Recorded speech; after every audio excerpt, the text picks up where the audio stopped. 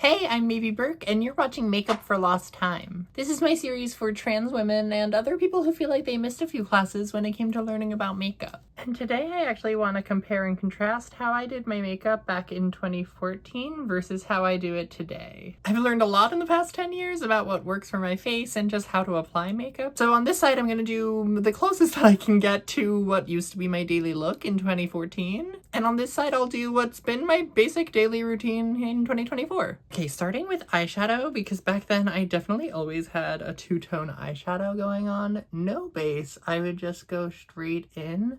And this is actually a brush that I definitely have been using for at least this decade. It's actually hard for me to not blend this out. I want to get this a little softer, but I know I wasn't doing a ton of blending back then. And I definitely wasn't connecting it to the lid. Oh, that feels bad. And then I would just come in with the lightest color all over the lid.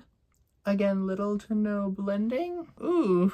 And then, of course, now in 2024, I have a bit more elaborate of a process. I start with a base to help the shadows pop and stay. So I'll usually take a softer, fluffier brush to kind of work a color into the crease and kind of messily all over. Honestly, my eyeshadow looks pretty much change with how I'm feeling, but this is a way that I'll do them. This way, of course, includes a look that I've done before where I kind of stamp the shadow onto the outer edges of my eye, which that alone shows such a difference and goes from a highlight of the crease to more focus on the eye. I'm just gonna stamp the darkest color closest to that lash line.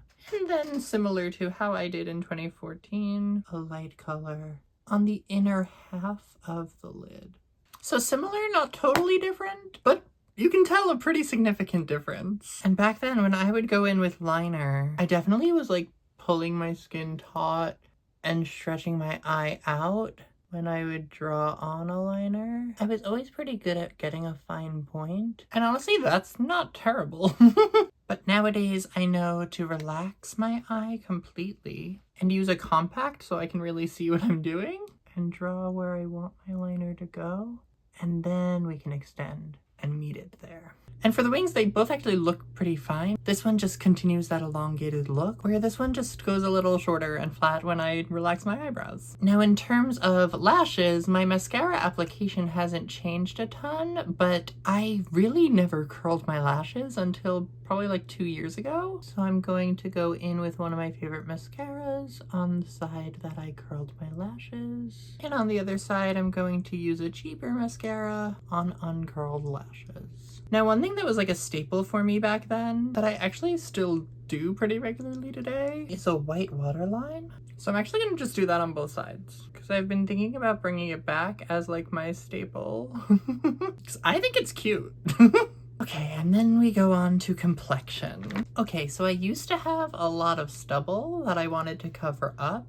So I used to cover the bottom half of my face with an orange color corrector. Honestly, because I had seen a drag queen doing it and it worked really effectively, but I did not really understand color theory at the time. And this is kind of superfluous right now because I no longer grow that facial hair. And while it's no longer necessary for me because I don't have that stubble coming through, I have changed the color of my color corrector to a more peach tone. But now I'll actually use it under my eyes to cancel out the blue tones of my bags. Oh, I guess I can blend it in down here to show the difference. And then because the orange color corrector was too dark on me, I would take a foundation that was too light for me. And I'm pretty sure I was using sponges back then. I would just try to cover up that orange as best as I could, even if the color I was getting on my skin was not nearly the color I was. Sure, I wasn't even blending this well.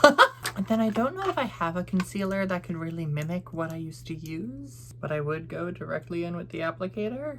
And I think I would only do it under the eyes, which just feels so weird and foreign now. And then blend it in with the sponge. And then I would take my Wet n Wild contouring palette that I still have, and I would take that right under my cheekbone. I think I wouldn't even pat it in, I would swipe just a streak of it.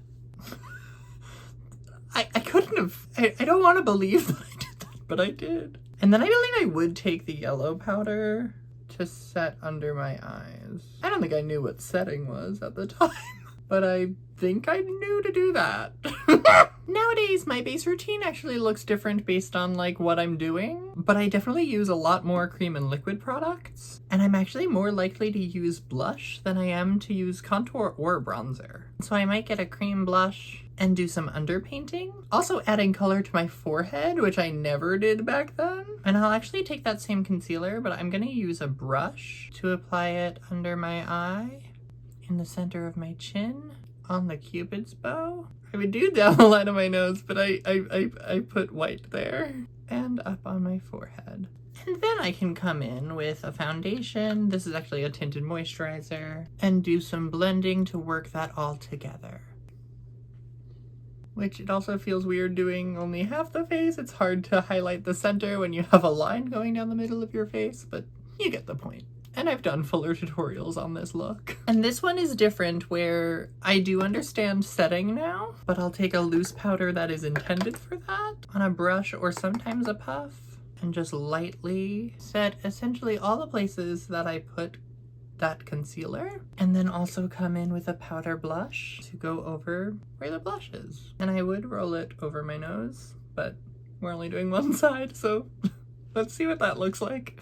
And then back then, oh, I definitely was using this exact lipstick. I was very big on matte lips back then. No liner, just bold red. My ex actually told me that this was my signature color. Where these days, if I'm going for a little more bold of a look, it'll start with a liner and get topped off with some sort of gloss. So now we see quite a stark difference in how I would approach 2014 and 2024 makeup. I think the main difference here is that this is a lot warmer tone, and now I've learned to use a lot of more pinks and cool tones. This was where I was following what I thought I was supposed to do, or like what makeup is supposed to look like, and this side, I'm really following the shape of my face and what I like to look like. I also can't actually do it like I did it in 2014 because I'm not me a decade ago anymore. But exploring this update was actually pretty fun. And now part of me is thinking I should actually incorporate some of this back. Let me know which parts you like and stay tuned as we make up for lost time.